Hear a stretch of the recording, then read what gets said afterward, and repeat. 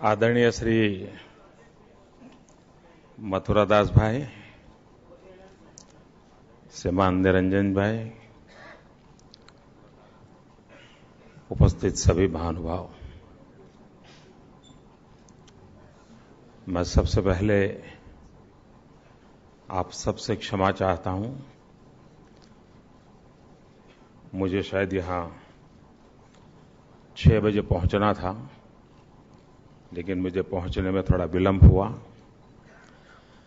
और विलंब इसलिए हुआ कि मैं कर्नाटक के चुनाव प्रचार का अभियान में था।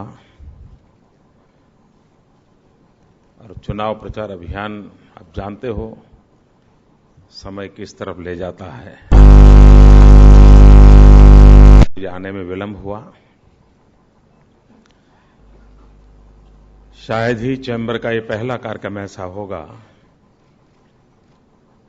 कि जहां लोगों को नीचे बैठना पड़ा है।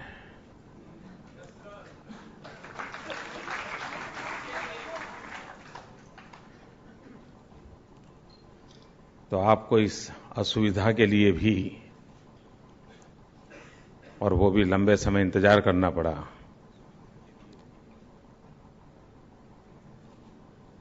बहुत बड़ा एजेंडा निरंजन भाई बता रहे थे, कहां से शुरू करूं, क्योंकि कहने को इतने विषय हैं। एक बात सही है कि हमारे देश में राजनीति अपनी जगह पर चलती रहती है। राजनीतिक दल, राजनीतिक नेता,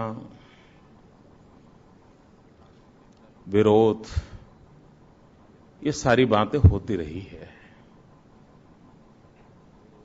लेकिन शायद पहली बार इस देश में बड़ी प्रखरता से साथ जनता के भीतर से एक आवाज उठ रही है,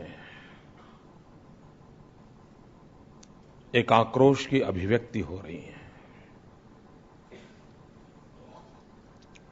जिन्हें जहां जगह मिलती है, अगर ट्विटर पर मिले तो ट्विटर पर, फेसबुक पर मिले तो फेसबुक पर, जंतर मंतर जाकर के चिल्ला सकता है तो वहां चिल्ला करके, जहां उसको मौका मिल रहा है वो अपना आक्रोश व्यक्त कर रहा है। और ये आक्रोश कुछ लेने के लिए लोग नहीं कर रहे हैं। ये सबसे बड़ी बात है। हमारी मांगों पूरी करो ये कहकर के चलने वाले आंदोलन, उसके लिए चलने वाली लड़त बहुत होती है। लेकिन शायद आजादी के बाद बहुत ही कम ऐसे उदाहरण मिलेंगे जो इन दिनों नजर आते हैं कि लोग देश का बुरा नहीं देख पा रहे हैं और इस परिस्थिति को झेल नहीं पा रहे हैं। सारे आक्रोश के भीतर की कथा लोग देख रहे हैं, नैया डूब रही है, परेशानी महसूस कर रहे हैं।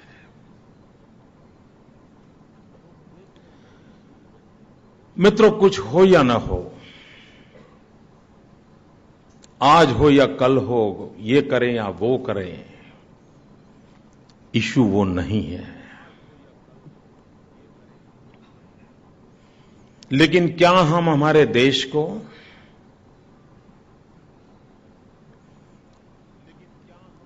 इस अवस्था में देखते रह जाएंगे क्या? क्या एक नागरिक के नाते क्या समय की मांग नहीं है? क्या हम इस परिस्थितियों के पलटने के लिए एक माहौल क्रिएट करें, एक ऐसी अवस्था पैदा करें, संगठित रूप में करें?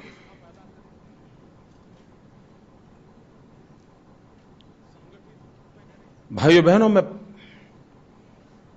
छोटी छोटी चीजें देखता हूं, मैं परेशान हो जाता हूं। और मैं गुजरात एक्सपीरियंस से, मेरा कोई ज्यादा एक्सपीरियंस नहीं है। मैं एक छोटे से राज्य का सेवक हूं। मेरा प्रदेश बहुत गरीब है। 15% आदिवासी जनसंख्या है मेरे राज्य में। मेरे राज्य में 12 मास बहने वाली नदियां नहीं हैं। मुश्किल से तापी और नर्मदा के भरोसे हम गुजारा करते हैं। हमारी स्थिति यह है कि बहुत बड़ा रेगिस्तान है हमारे पास और उधर पाकिस्तान है।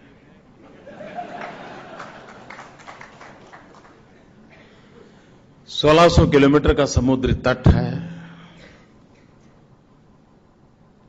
ये प्रदेश ऐसा है कि जिसके पास रॉ मटेरियल नहीं है, भूसंपदा हमारे पास नहीं है। और ऐसी परिस्थितियों में भी अगर एक राज्य, वहां के लोग निराशा छोड़ करके आत्मविश्वास भरी हुई मन के साथ अगर स्थितियां पलट सकते हैं,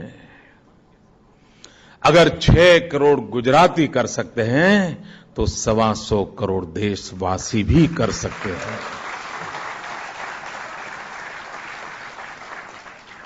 और उसकी पहली शर्त है इस जनता जनार्दन के प्रति भरोसा चाहिए। हमारी युवा शक्ति पर हमें विश्वास होना चाहिए। खेत खलिहान में काम करने वाले हमारे किसान भाइयों के प्रति हमारा आदर भाव होना चाहिए।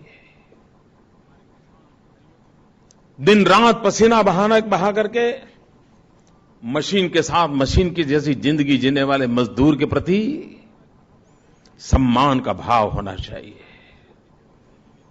माता बहनों की डिग्निटी, ये हम सबका दायित्व होना चाहिए। अगर ये हम माहौल क्रिएट करें, मैं गुजरात एक्सपीरियंस से कह सकता हूं यह सब संभव है।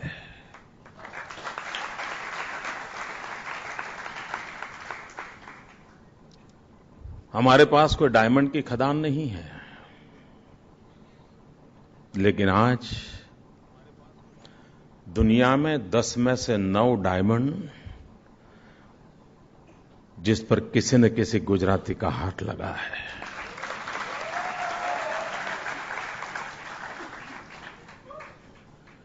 दुनिया का कोई भी धनी व्यक्ति उसके शरीर पर अगर डायमंड होगा तो विश्वास कीजिए वो डायमंड वाया गुजरात आया होगा।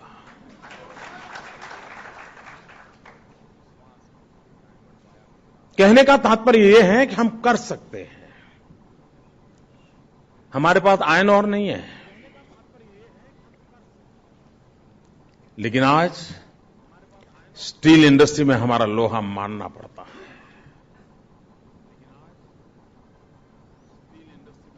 हम भी निराश होकर के बैठे सकते थे, अब क्या करें भाई,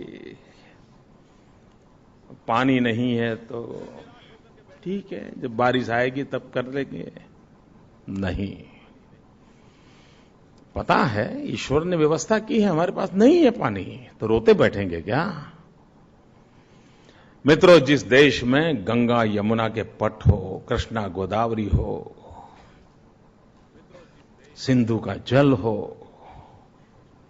सब कुछ हो, उसके बावजूद भी देश का एग्रीकल्चर ग्रोथ 2%, 3%, 2%, 3%। अगर एग्रीकल्चर ग्रोथ नहीं होगा तो रूरल इकोनॉमी को बल नहीं मिलेगा। और एक पूरे अर्थचक्र को गति देनी है, उसको बल देना है, तो हमें गांव के व्यक्ति का परचेजिंग पावर बढ़ाना पड़ेगा। गांव के नागरिक की खरीद शक्ति बढ़नी चाहिए। और गांव के नागरिक की खरीद शक्ति तब तक नहीं बढ़ती है जब तक कि हम एग्रीकल्चर ग्रोथ में हम सारी स्टैग्नेंसी को तोड़ करके बाहर नहीं निकलते हैं। और इसलिए गुजरात ने अपने विकास के मॉडल को जो पसंद किया है, उसे 3 हिस्सों में बांटा है। 1/3 agriculture development, 1/3 manufacturing and 1/3 service sector. यहां बैठे हुए सब लोग जानते हैं कि जब 1 मई 1960 गुजरात और महाराष्ट्र अलग हुए, उस समय के अखबार निकाल दीजिए, क्या बयान आते थे? बयान यही आते थे, क्या होगा गुजरात का, ये कैसे आगे बढ़ेंगे, इनके पास है क्या, कोई नेचुरल रिसोर्सेज तो है नहीं, करेंगे कैसे? ये चर्चा उस समय का अखबार देखिए।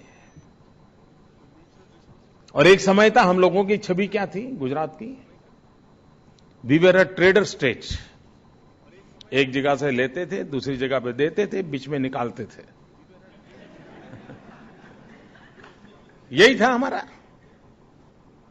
आज उसका कैरेक्टर पूरा बदल करके एक मैन्युफैक्चरिंग स्टेट बन गया। मित्रों, गुजरात की छवि थी अकाल पीड़ित राज्य की, वाटर स्कैरसिटी वाले स्टेट की।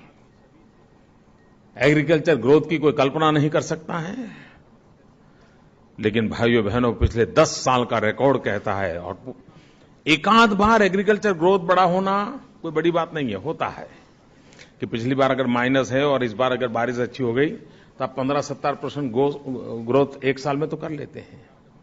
लेकिन लगातार 10 साल का एवरेज करीब करीब 10% एग्रीकल्चर ग्रोथ, ये हिंदुस्तान का रिकॉर्ड है मित्रों।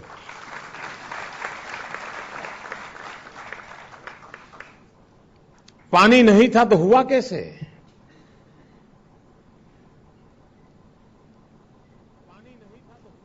मित्रों, गुजरात पहला राज्य था जिसने एक इनिशिएटिव लिया। हमारे देश में मनुष्य भी बीमार होता है तो उसका हेल्थ कार्ड नहीं है। यहां पर इतने संपन्न लोग बैठे हैं, फिर भी बहुत लोग होंगे जिनका अपना हेल्थ कार्ड नहीं होगा। गुजरात के किसान के पास सॉइल हेल्थ कार्ड है। उसकी जमीन की तबीयत कैसी है उसको पता है। उसकी जमीन में क्या कमी है, किस प्रकार की क्रॉप के लिए अनुकूल है, किस प्रकार की डेफिशिएंसी है, कौन सी दवाइयां चाहिए, कौन सा फर्टिलाइजर चाहिए, कौन सा न्यूट्रिशन वैल्यू ऐड करना पड़ेगा, ये सारी चीजों को उसको वैज्ञानिक तरीके से समझाया। मेहनत पड़ती है, लेकिन अगर सही दिशा में काम करे तो परिणाम भी मिलता है। हमारे पास पानी नहीं था, हमने जल संचय का अभियान चलाया। पर ड्रॉप मोर क्रॉप, इस मंत्र को लेकर के हम चले। एक एक बूंद से पैदावार करने का इरादा किया। गुजरात की 40-45 साल की यात्रा, पूरे राज्य में कोई 1200 हेक्टेयर भूमि में ड्रिप इरिगेशन था 40 साल में। पिछले 10 साल के अंदर जो हमने काम किया उसका परिणाम है आज 9 लाख हेक्टेयर भूमि में ड्रिप इरिगेशन है।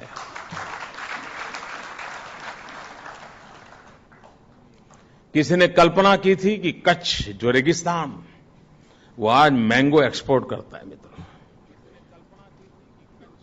बनासकांठा अनार की खेती में उसने नाम कमाया है। पोटैटो, पूरे दुनिया का प्रति हेक्टेयर का जो रिकॉर्ड था, उस रिकॉर्ड को ब्रेक करने का काम बनासकांठा के किसानों ने किया।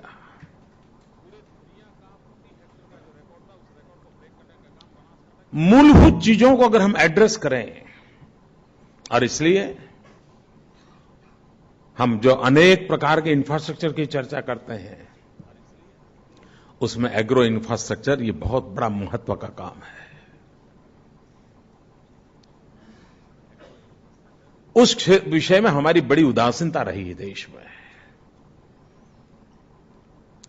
जिस प्रकार से एग्रो इंफ्रास्ट्रक्चर की जरूरत है, इस प्रकार से एग्रो टेक्नोलॉजी की तरफ जाने की भी जरूरत है। हम आने वाले दिनों में उस पर बल दे रहे हैं। आज अगर इजरायल के अंदर 2 साल में एक बार जब एग्रीकल्चर फेयर लगता है, हमारे देश के हजारों किसान करोड़ों रुपया खर्च करके इजरायल जाते हैं देखने के लिए। अब ये कोई रॉकेट साइंस है कि इजरायल में ही हो सकता है? हमने तय किया है 2014 में हम गुजरात में ग्लोबल लेवल का एग्रोटेक फेयर करने वाले हैं। हम हमारे किसानों को एग्रीकल्चर में टेक्नोलॉजी का क्या महात्म्य बढ़ता जा रहा है उसको समझाना चाहते हैं। हम उसको वैल्यू एडिशन की चेन के साथ जोड़ना चाहते हैं। और हम डेवलपमेंट को इंटीग्रेटेड अप्रोच से आगे बढ़ना चाहते हैं। और फर्क कैसे होता है? अब हीरानंद रानी जी कह रहे थे कि बिजली में कैसे आपने कमाल किया। सवाल साफ है। कुछ लोग आजकल एक फैशन हो गई है, गुजरात के विकास को नकारा तो नहीं जा सकता, लेकिन राजनीतिक कारणों से स्वीकार भी नहीं किया जा सकता। तो एक नई टर्मिनोलॉजी खोज ली गई है, भाई गुजरात तो पहले से ही आगे है, पहले से ही आगे है।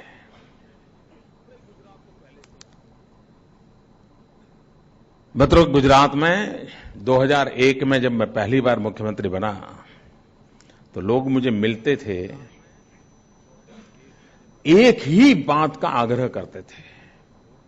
और तब तो मेरा शपथ लेना भी बाकी था। वही मैं गांधीनगर के सेक्रेटरी हाउस के कमरे में रहता था। 2-3 दिन के बाद शपथ होना था, लेकिन ये मीडिया वालों ने प्रचारित कर दिया था, अब तो हो गया खेल पूरा। तो लोग आना शुरू हो गए।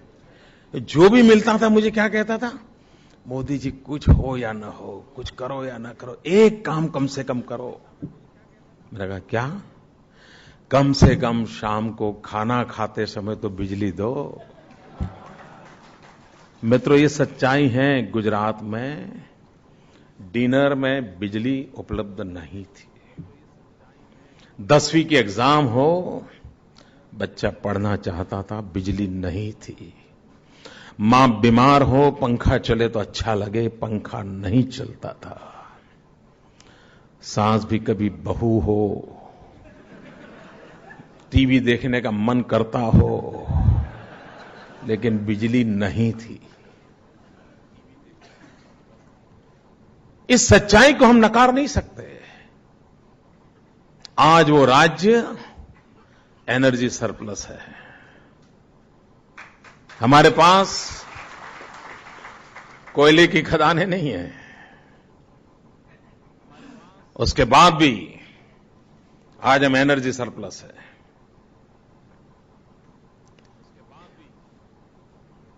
करीब 200% हमारी पिछले 5-7 साल में ही बढ़ोतरी हुई है। और शायद आने वाले 1-2 साल में तो हम इतने आगे बढ़ जाएंगे कि शायद हमको बिजली दान में देनी पड़ेगी। लेकिन इसके साथ देखिए, महाराष्ट्र में बिजली का संकट है, लेकिन महाराष्ट्र कितना नुकसान भुगत रहा है इसको आप जानकर के हैरान हो जाओगे। सरदार सरोवर डैम,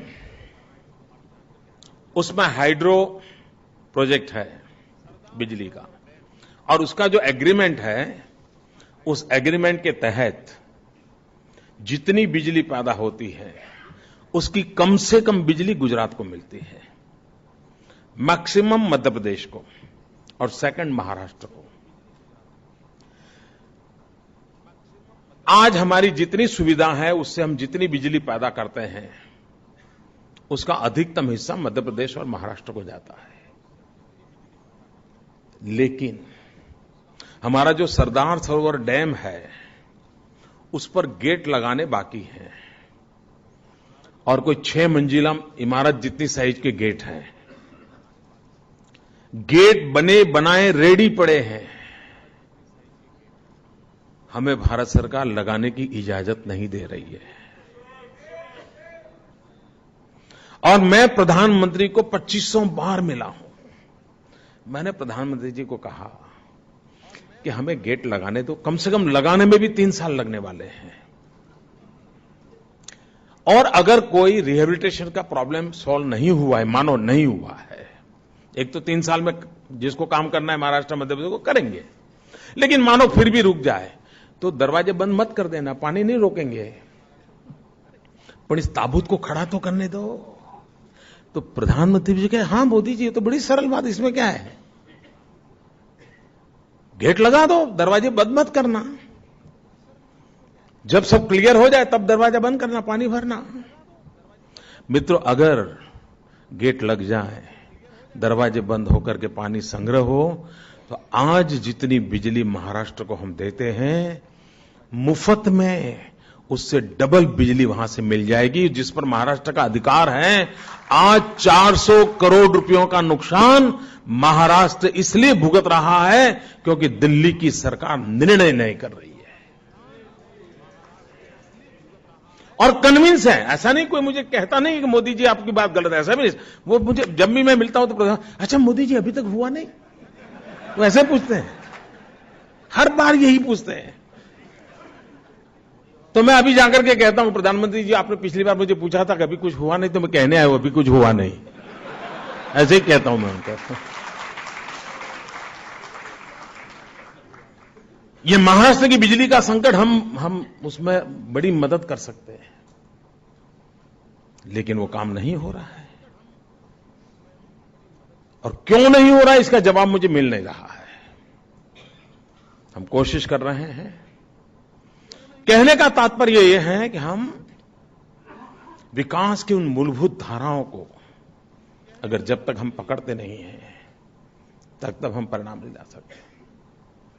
मुझे आज कोई बता रहा था मेरे प्रवास के दरमियान कि वर्ल्ड बैंक का एक रिपोर्ट आया है। उस रिपोर्ट में व्यापार उद्योग के लिए विश्व में कौन कौन सी सानुकूल जगहें हैं, उसका उसमें सर्वे रिपोर्ट है। और उस सर्वे रिपोर्ट में उन्होंने कहा है कि मुंबई, उन्होंने 16 स्थान चुने हैं, मुंबई का उसमें 10वां नंबर है, जहां व्यापार उद्योग के लिए अच्छा स्थान के रूप में है। लेकिन अहमदाबाद का 5वां नंबर है।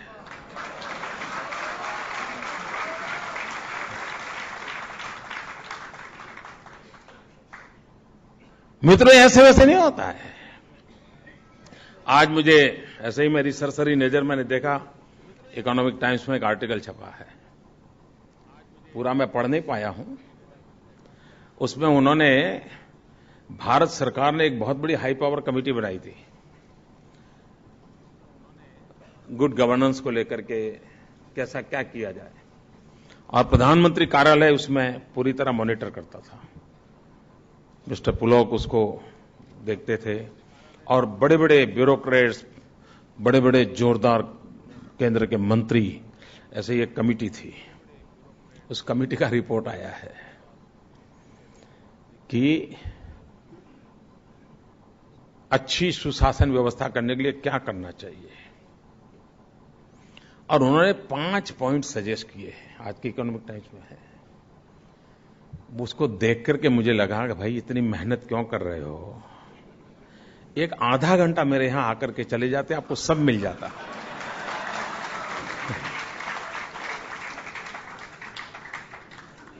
जैसे उन्होंने कहा है कि भाई ब्यूरोक्रेसी का फिक्स टेन्योर है ना, टेन्योर में स्टेबिलिटी होनी चाहिए। मित्रों, गुजरात की सक्सेस का एक कारण यह है कि हमारे यहां एडमिनिस्ट्रेटिव स्टेबिलिटी है। मैं इधर उधर अफसरों की बदली नहीं करता रहता हूं, एक बार काम देता हूं, 3 साल वहां रखता हूं और हिसाब मांगता हूं, बोलो भाई क्या किया।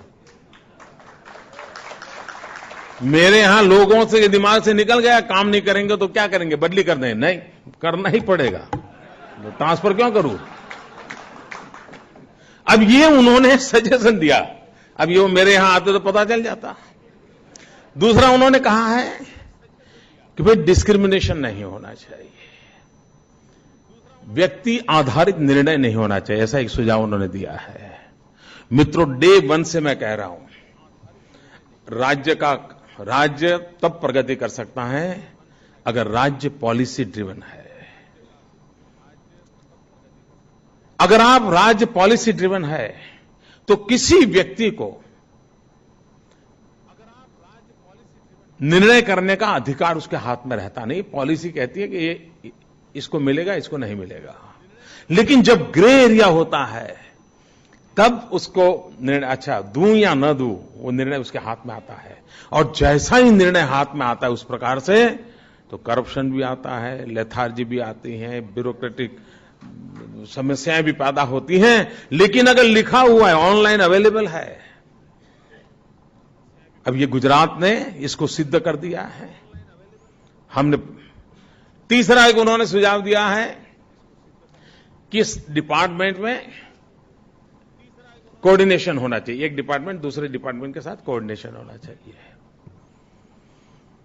अब ये बहुत सरल बात है, करना ही चाहिए। आप जानते हो सरकार में एक डिपार्टमेंट दूसरे डिपार्टमेंट को भनक तक नहीं लगने देता क्या कर रहा है। उस डिपार्टमेंट में भी एक चेंबर वाला दूसरी चेंबर को पता नहीं चलने देता है। चेंबर में भी अगर 6 टेबल है और 6 अफसर बैठे हैं छोटे मोटे, तो एक टेबल वाला दूसरे टेबल को पता नहीं चलने देता है वो क्या कर रहा है। ऐसा पता नहीं क्या सीक्रेसी का माहौल बना दिया है। मगर हमने एक काम किया, हमने कहा ओपननेस इन गवर्नेंस अभियान चलाया, हमने चिंतन शिविर की और खुलकर के चर्चा शुरू की।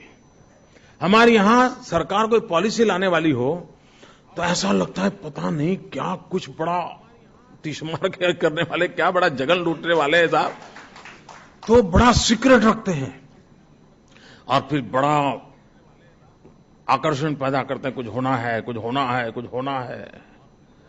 फिर मीडिया को बुलाते हैं और धमाके से कोई बहुत बड़ा शेर मार दिया हो ऐसे पॉलिसी डिक्लेयर करते हैं।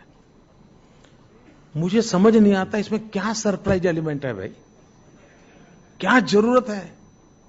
हमने एक काम किया, हमने कहा भाई कोई भी ड्राफ्ट पॉलिसी होगी उसको ऑनलाइन रख दो और लोगों को कहो कि 30 दिन के अंदर इस पॉलिसी की जो कमियां हैं, अच्छाइयां हैं, बुराइयां हैं, सब अपना सजेशन दो। इससे क्या हुआ, जितने भी इंटरेस्टेड ग्रुप्स थे सब अपनी अपनी बात रखने लगे। तो हमें क्रॉस सेक्शन पता चल गया भाई ये करने जैसा है, नहीं करने जैसा है। हमें कोशिश ही नहीं करनी पड़ती है। मैं मानो हाउसिंग पॉलिसी लाता हूं, निरंजन भाई को अनुकूल होगा तो वो सुझाव वो अपने अनुकूल देंगे, दूसरा उनके खिलाफ होगा तो दूसरे सुझाव देगा और मैं इसमें से अच्छा निकाल दूंगा।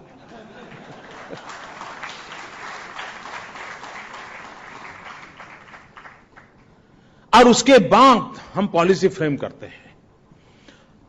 सरकार में हमारी सोच में भी अगर मर्यादाएं हैं तो एक खुलेपन के कारण एक नई एयर मिलती है, नए विचार मिलते हैं और उसके कारण बाय एंड लार्ज करीब करीब zero grey area. One can not say that एकदम मनुष्य इतना तो महान नहीं है कि भविष्य का सोच करके कुछ गलती होगी ही नहीं, लेकिन करीब करीब जीरो ग्रे एरिया की दिशा में हम आगे बढ़ते हैं और उसका हमें लाभ मिलता है। अब ये इतनी बड़ी कमेटी ने ऐसे 5 सुझाव दिए हैं, ये सारे के सारे सुझाव, इसमें 5 में से 4 हम ऑलरेडी इंप्लीमेंट करते हैं और हम प्रैक्टिस करते हैं इसको, हम चिंतन शिविर करते हैं। लोग मुझे पूछते हैं साहब यही ब्यूरोक्रेसी काम कैसे करती है? काम इसलिए करती है कि हमने उसके अंदर ऑनरशिप का भाव पैदा किया है। उसको लगता है कि सरकार मैं चला रहा हूं, उसको लगता है निर्णय मेरा है, उसको लगता है कि हां ये राज्य का भला होगा तो मेरा भी भला होगा। ये भाव पैदा किया है, हम चिंतन शिविर करते हैं उसका। उन्होंने एक और बात कही है कि सरकारी अफसरों को इनोवेशंस के लिए, इनिशिएटिव के लिए अवकाश देना चाहिए। मित्रों, मेरे राज्य में एक स्कीम चलती है, स्कीम का नाम है स्वांतः सुखाय। ये स्वांतः सुखा स्कीम ऐसी है, कोई भी मेरा सरकारी अधिकारी, उसको जिसमें आनंद आता है, उसको उत्साह रहता हूं, खुद की पसंद का कोई भी काम अपने डिपार्टमेंट का हो या ना हो, ऐसा एक काम साल में एक सिलेक्ट कर सकता है और उसके लिए जितना समय उसको देना है दे सकता है अपने सरकारी काम के अतिरिक्त। मित्रों, मेरे यहां सैकड़ों सरकारी अधिकारी हैं जो इस प्रकार के अपनी पसंदगी का एक काम लेते हैं और उसको पूरा करते हैं। जैसे मैं बताऊं, हमारा एक फॉरेस्ट ऑफिसर था, तो हमारा जो अंबाजी टेम्पल है वहां पानी का दिक्कत था। उसने तय किया, अब वो फॉरेस्ट ऑफिसर था, फॉरेस्ट तो आप जानते हो, फॉरेस्ट को नुकसान करने का अधिकार हम में से किसी को नहीं है, सिर्फ फॉरेस्ट वालों को ही है। अब वहां हम चेक डैम बनाना चाहते थे कि पहाड़ों में से पानी आता है तो रोकना चाहते थे। इसने एक बिड़ा उठाया, एक हमारा अफसर था, उसने बिड़ा उठाया और खुद ने लोगों को जोड़ करके बहुत बड़े संख्या में चेक डैम तैयार किए। उसका परिणाम यह हुआ कि अंबाजी टेम्पल टाउन में पीने के पानी की कष्ट में से मुक्ति हो गई और उसको आनंद आया। अब आज उसकी ट्रांसफर हो गई है, लेकिन अपने रिश्तेदार भी आते हैं तो पहले वहां ले जाता है, चेक डैम दिखाता है, माता जी के दर्शन बाद में करवाता है। उसको इतना आनंद आता है, मैंने काम किया। और ऐसे सैकड़ों अधिकारियों को हमने इनोवेशंस इनिशिएटिव लेने के लिए हमने प्रोत्साहित किया है। मित्रों, ये सारी बातें गुजरात में हो रही हैं और मैं आज हैरान हूं कि इकोनॉमिक टाइम्स में बहुत बढ़िया ढंग से उसको प्रस्तुत किया गया है, भारत सरकार के रिपोर्ट के नाते। उसमें गुजरात नाम होता तो छपता नहीं, मैं बताता हूं, कुछ और ही छप जाता कुछ और ही छप जाता। तो कहने का तात्पर्य यह है कि हम इन चीजों को कर सकते हैं। एग्रीकल्चर में, जैसे मैंने कहा, हमने इकोनॉमी को भी 3 हिस्सों में बांट करके हम काम कर रहे हैं। एग्रीकल्चर को भी हम 3 मूलभूत आधार के ऊपर डेवलप कर रहे हैं। एक, रेगुलर फार्मिंग, दूसरा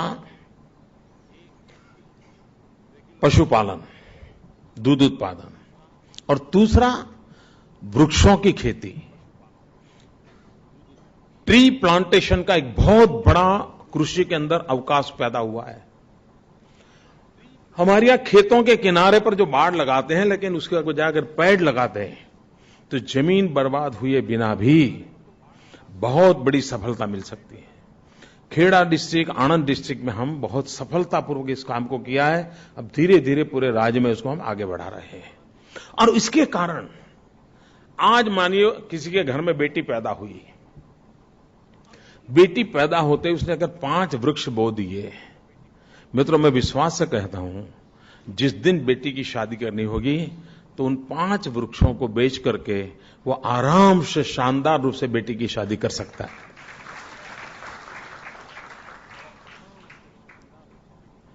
ये जब तक हम जोड़ते नहीं है चीजों को, और आदमी विश्वास होता है, हां भाई चलिए बेटी का जन्म हुआ, 5 पेड़ लगा दें, बेटी भी बड़ी होगी, पेड़ भी बड़ा होगा, और सरकार ने अनुमति दी है, इस प्रकार के पेड़ बेच सकते हो, तो शादी का खर्चा भी निकल जाएगा, तो हमारी ग्रीनरी बढ़ेगी, उनकी शादी हो जाएगी, संसार ठीक से चलेगा, राज्य प्रगति करेगा। चीजें बहुत छोटी छोटी होती है मित्रों, लेकिन जब इन्वॉल्व होते हैं तो परिवर्तन आता है। दूध उत्पादन, मित्रों, हमने पशु की जो केयर की है, आपको जानकर के हैरानी होगी, हमारे देश में आज भी कई प्रदेश ऐसे हैं कि जहां मनुष्य के कैटरेक्ट ऑपरेशन के लिए कैंप लगाने पड़ते हैं, चैरिटेबल ट्रस्टों को डोनेशन करना पड़ता है। बड़े बड़े शहरों से डॉक्टरों को गांवों में जाकर के कैटरेक्ट के ऑपरेशन करने पड़ते हैं। ये आज भी हमारे देश में होता है। आपको जानकर के आनंद होगा, हम पशु आरोग्य मेला लगाते हैं। उस पशु आरोग्य मेले में गुजरात एक ऐसा राज्य है दुनिया में, सिर्फ वी आर फर्स्ट स्टेट, जहां पर पशु का कैटरेक्ट ऑपरेशन भी होता है, डेंटल ट्रीटमेंट भी होता है।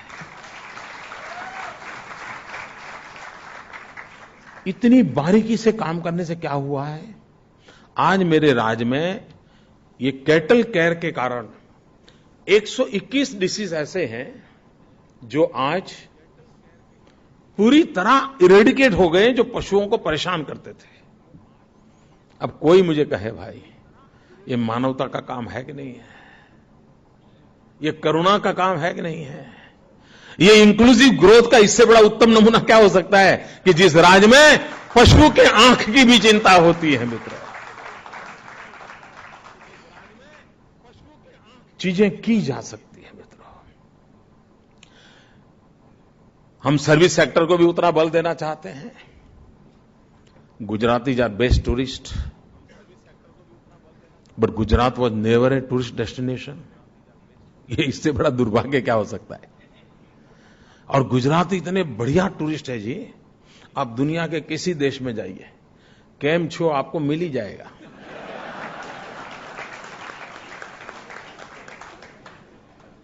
और आप देखना साहब, 5 स्टार होटल में घर से लाया हुआ डब्बा खोल करके थेपला निकालेगा।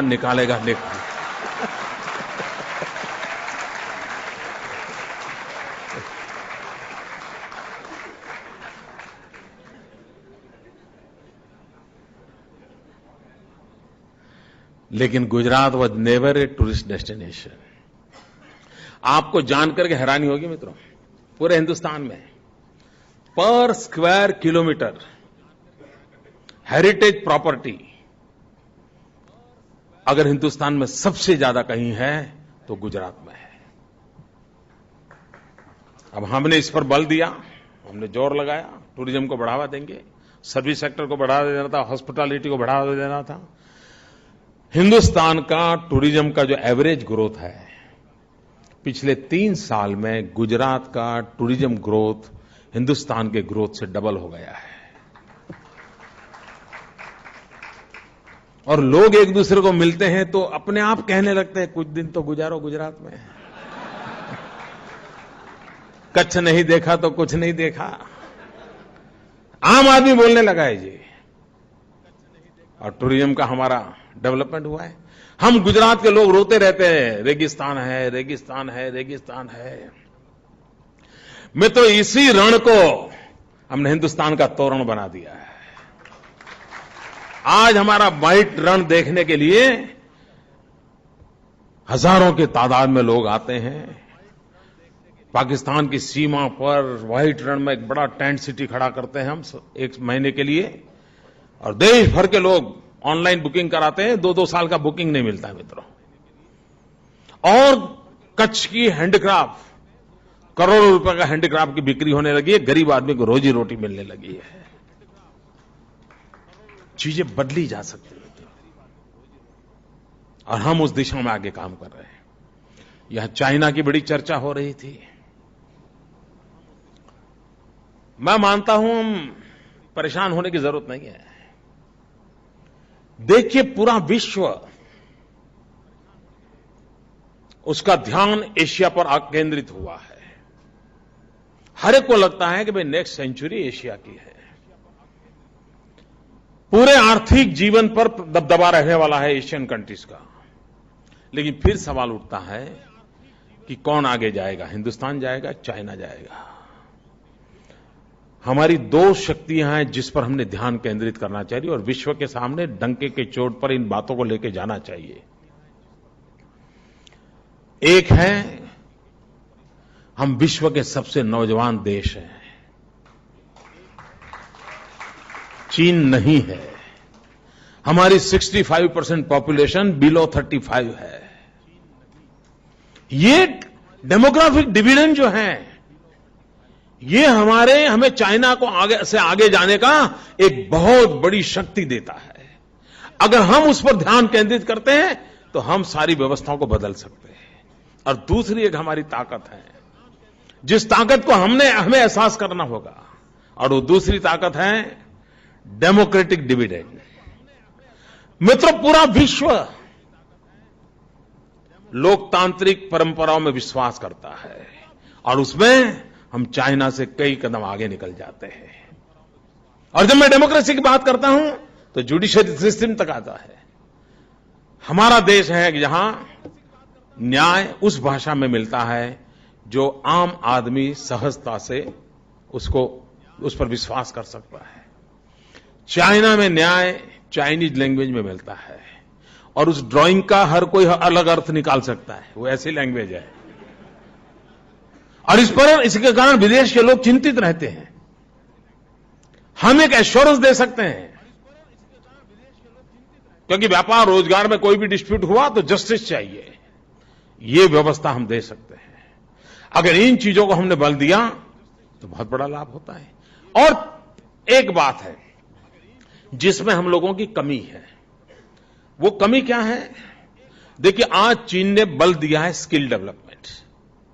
हमारे देश में पूरी, और आज दुनिया में आप ओबामा का भाषण सुनोगे तो भी स्किल डेवलपमेंट की बात करेंगे, यूके की लीडरशिप को सुनोगे वो भी स्किल डेवलपमेंट कहेंगे, ईस्टर्न वर्ल्ड की देखोगे तो वो भी स्किल डेवलपमेंट, हर जगह पे एक चर्चा है। और ये बात सही है मित्रों, हिंदुस्तान अगर इतना नौजवान है तो सर्टिफिकेट से काम नहीं चलेगा। मेरे पास डबल एमए का सर्टिफिकेट हो, ट्रिपल एमए का हो, उससे बात नहीं बनती है, स्किल चाहिए। और भाइयों बहनों, हमारे कांग्रेस के मित्र तो हमें दिन रात अखबारों में गालियां देते रहते हैं, लेकिन अभी पिछले हफ्ते प्रधानमंत्री ने हमें एक अवार्ड दिया। स्किल डेवलपमेंट के अंदर हिंदुस्तान के अंदर उत्तम से उत्तम इनोवेटिव काम करने के लिए गुजरात सरकार को प्रधानमंत्री का अवार्ड मिला है। भारत सरकार ने स्किल डेवलपमेंट काम के लिए 2 साल पहले एक कमेटी बनाकर के आउटसोर्स किया था कि कोई ये बड़े बुद्धिमान लोग हैं, वो कोई बना करके देंगे वाजपेयी जी, ऐसा कुछ। तो 2 साल हुए जी, दिया नहीं किसी ने। आखिरकार गुजरात का जो कौशल्यवर्धन केंद्र का मॉडल था उसको भारत सरकार ने अडॉप्ट कर लिया। हम कहते हैं भाई बाकी जगह पे खर्चा करने के बाद एक बार पूछ लिया करो।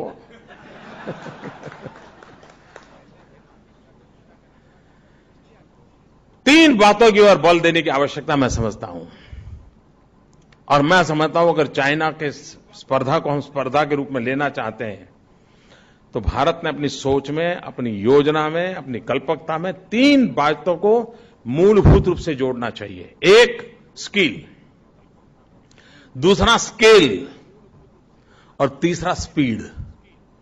हम छोटा छोटा करेंगे तो नहीं होगा जी, बहुत बड़ी मात्रा में सोचना चाहिए, बहुत विशाल फलक, बड़े कैनवास पे सोचना चाहिए। ये हम क्या करते हैं, 0.1% आगे जाएंगे, 0.2%, उसी में कभी तो आएंगे 0.001% जाएंगे। यही इससे नहीं होता है जी। बहुत बड़ा सोचना चाहिए और देखना, बहुत बड़ा सोचते हैं। मैंने एक दिन प्रधानमंत्री से मेरी बात हो रही थी, मैंने कहा देखिए साहब, आखिरकार पूरे चीन की चर्चा कहीं नहीं हो रही है। वो भी दिखाते हैं दुनिया को तो सांघाई ही दिखाते हैं, पूरा चाइना थोड़ा दिखाते हैं।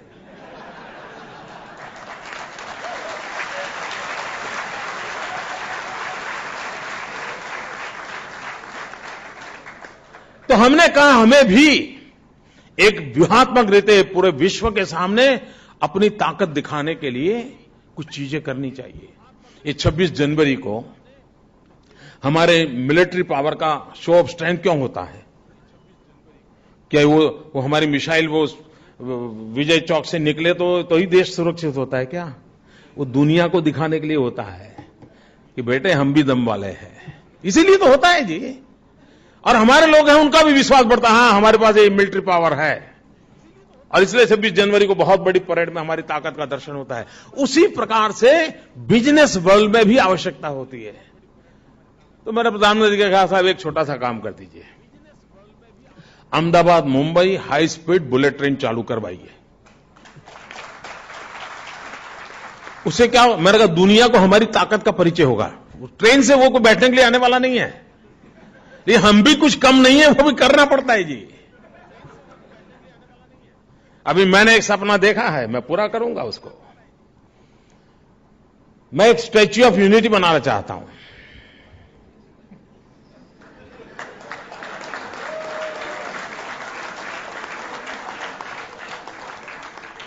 भारत को एक करने का भगीरथ काम किया था सरदार पटेल ने, उस सरदार पटेल का मुझे विशाल प्रतिमा खड़ी करनी है और उसको मैंने नाम दिया है स्टैच्यू ऑफ यूनिटी।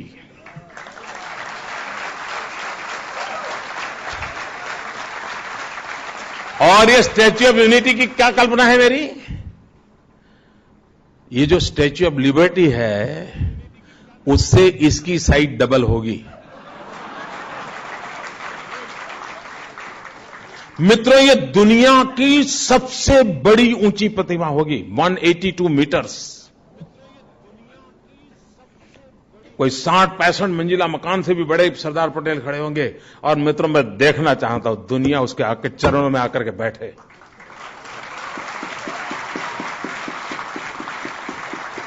ये मिजाज चाहिए। हाँ, होता है, करते हैं, आता है।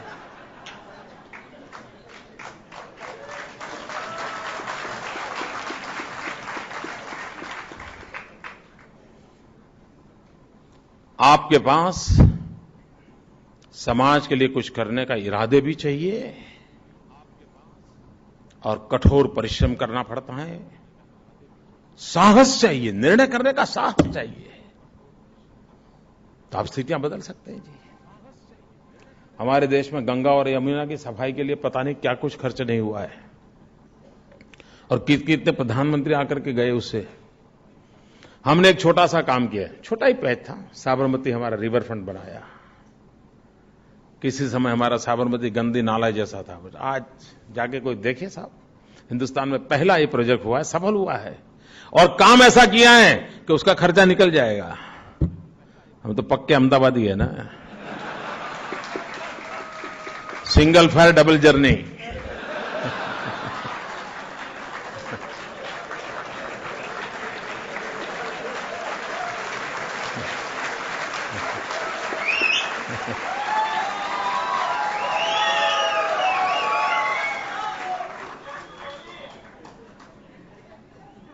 मित्रों, कहने का तात्पर्य यह है कि अगर हम सचमुच में इन 3 बातों की ओर आग्रह से सोचना चाहिए। स्किल के विषय में कोई कॉम्प्रोमाइज नहीं होना चाहिए, स्किल अपग्रेडेशन निरंतर होते रहना चाहिए। हमारे काम का स्केल बहुत बड़ा करना चाहिए मित्रों। अब जैसे हमने एक सोलर एनर्जी का किया, अब सोलर एनर्जी विषय ऐसा है कि कोई सोचता होगा भाई 1 मेगावाट 2 मेगावाट और एक मॉडल खड़ा कर दे, दुनिया को लाकर जाकर के ले जा, फोटो वोटो निकलवा दो यार, चलो। हमने कहा ऐसा नहीं होगा, हमें दुनिया का सबसे बड़ा सोलर पार्क बनाना है। अगर मेरे गुजरात के पास इतना बड़ा रेगिस्तान है तो किस काम का? उसी रेगिस्तान को हम ऊर्जावान क्यों नहीं बना सकते? और मित्रों, आज एशिया का सबसे बड़ा सोलर पार्क हमने बना दिया।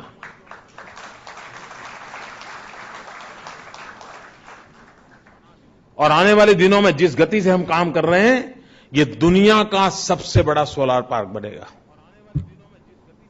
अब सूरज को सिर्फ मेरे यहां ही होता है क्या? कुछ नेता आजकल ऐसा भाषण करते हैं, हम क्या करें, मोदी जी के पास ये भी है, मोदी जी के पास वो भी है, हमारे पास तो नहीं। अरे रोते बैठते हो यार, चलो सूरज तो है कि नहीं है? तुम्हारे पास सूरज है कि नहीं है? तो करके दिखाओ ना। किसी ने पर्दा तो लगाया नहीं तुम्हारे स्टेट में।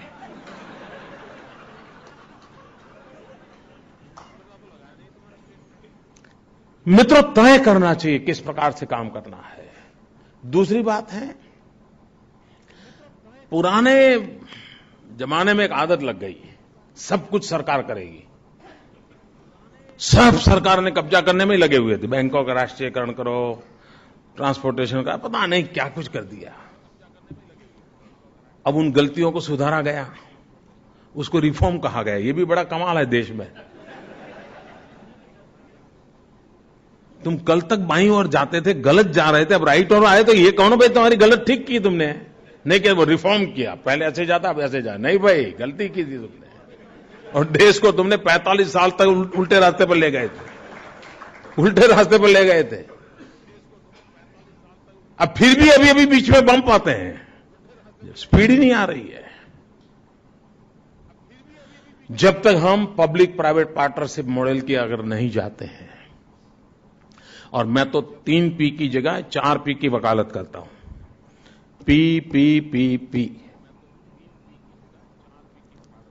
सिर्फ पब्लिक प्राइवेट पार्टनरशिप नहीं, पीपल पब्लिक प्राइवेट पार्टनरशिप।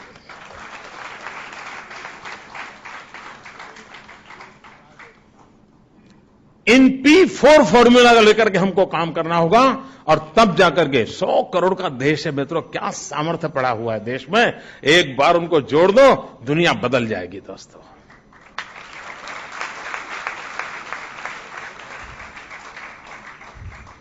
और मैं ये कहने का की हिम्मत इसलिए करना हूं कि गुजरात में हमने जिन चीजों को हाथ लगाया, ईश्वर कृपा से हर बात में सफलता मिली है। और इससे मुझे लगता है कि अगर कच्छ में हमारे यहां एग्रीकल्चर रिवॉल्यूशन आ सकता है तो मेरे देश में भी आ सकता है। आयरन ओर न होने के बाद भी हम स्टील इंडस्ट्री को लीड कर सकते हैं, तो सारा देश में भी हो सकता है। लेकिन आज देश तो कोयले में डूबा हुआ है। मुझे तो डर है कि सुप्रीम कोर्ट के हाथ काले न हो जाए।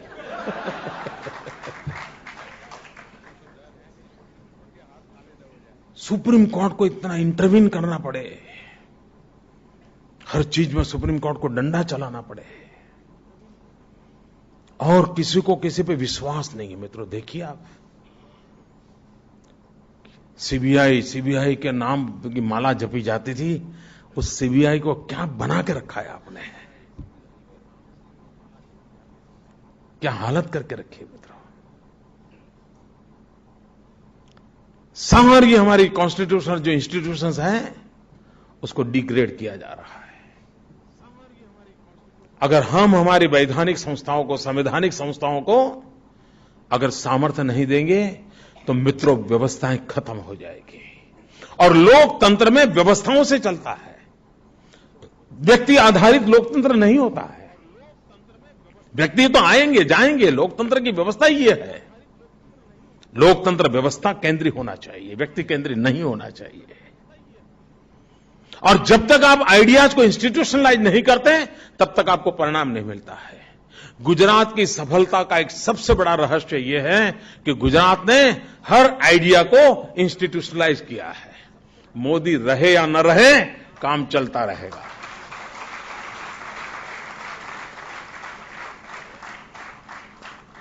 इंडिविजुअल के बीम पर देश नहीं चल सकता। और अगर वो इंस्टीट्यूशनलाइज है तो उसकी कमियों को भी ठीक करने की व्यवस्था नहीं उसमें से अपने आप पनपती है। अनुभव रहते ये इंस्टीट्यूशन जितनी स्ट्रांग बनती जाती है उतना परिणाम भी ज्यादा अच्छा मिलता है। और ट्रांसपेरेंसी होनी चाहिए। अगर ट्रांसपेरेंसी है तो परिणाम भी मिलता है। मित्रों कहने को बहुत सारे विषय हैं, मैं कोई ज्यादा तय करके तो बोलता नहीं हूं। क्या बोलूं? बोलते हैं कि बोलते नहीं। आइए आइए, स्वागत है, गुजरात आपका है, आइए।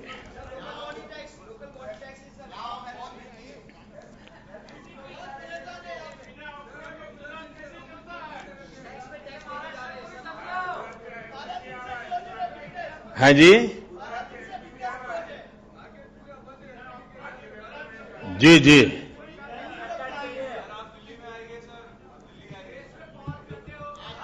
नहीं आज तो मुझे अहमदाबाद जाना है।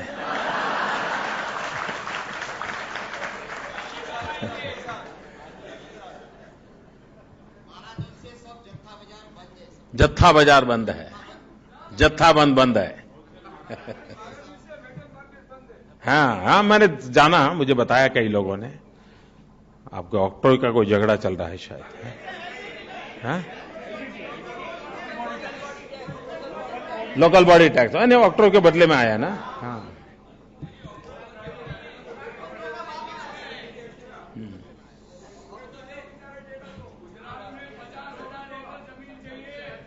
सिर्फ वाह वाह, पूरा मुंबई बना देंगे।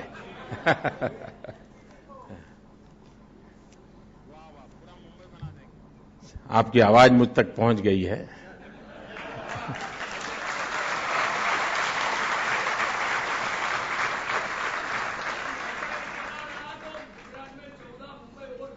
वाह वाह वाह।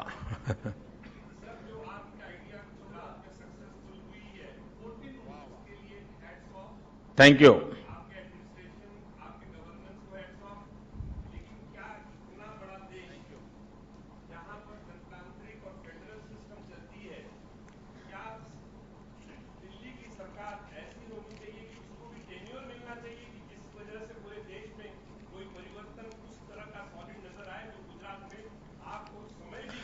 टेन्योर जनता देती है, टेन्योर जनता देती है। आप अच्छा काम करो, जनता टेन्योर देगी। जनता को सब समझ होता है जी, उसके अंदर कोई संविधान में लिखा नहीं होता है। टेन्योर जनता देती है जी। 2014 में आप करें, हम साथ देंगे। क्या?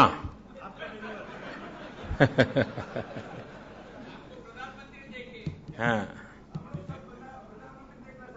अच्छा, तो दिल्ली हो आइए ना, दिखाई देंगे।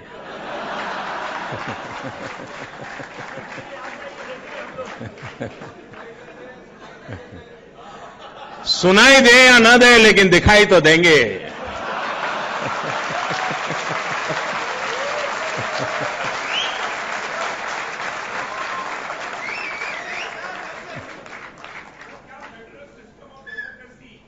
देखिए, फेडरल सिस्टम ये हमारी सबसे बड़ी ताकत है, उसको जरा भी खरोच नहीं आने देने चाहिए।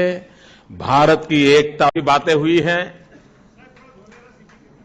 धोलेरा, देखिए मित्रों, गुजरात में हम नए शहर बना रहे हैं। आपको भी मेरी प्रार्थना है, अगर वेबसाइट पर आप धोलेरा DHOLERA धोलेरा SIR इस पर जाएंगे तो बहुत डिटेल मिलेगी। हम अहमदाबाद से 80 किलोमीटर दूर समुद्र तट की तरफ एक नया पूरा शहर बना रहे हैं। नया शहर बना रहे हैं जो पूरी तरह सारी व्यवस्थाएं होगी। और वो कैसा शहर होगा, जैसे मैंने कहा ना, मेरा स्केल और स्पीड वाला मामला तो रहता ही है हर चीज में। मित्रों, आज जो दिल्ली है, हजारों साल के बाद जो आज दिल्ली बना है, उसकी जो साइज है, ये हमारा जो नया धोलेरा बनेगा, उसकी साइज दिल्ली से डबल है। ये हमारा जो धोलेरा बनेगा, आज जो सांगाई है, उस सांगाई से 6 गुना ज्यादा बड़ा हमारा वो धोलेरा बनने वाला है, 6 टाइम more। तो मित्रों, उस लेवल पे हम सोच रहे हैं और हमें विश्वास है कि नए शहर बनेंगे। आम सामान्य मानवी की जो आवश्यकता है, व्यवस्था है, उसको बल मिलेगा। बहुत बहुत धन्यवाद मैं चैम्बर के मित्रों का, मथुरादास भाई का, आपने मुझे यहां आने का अवसर दिया। मैं आपका बहुत बहुत आभारी हूं। धन्यवाद।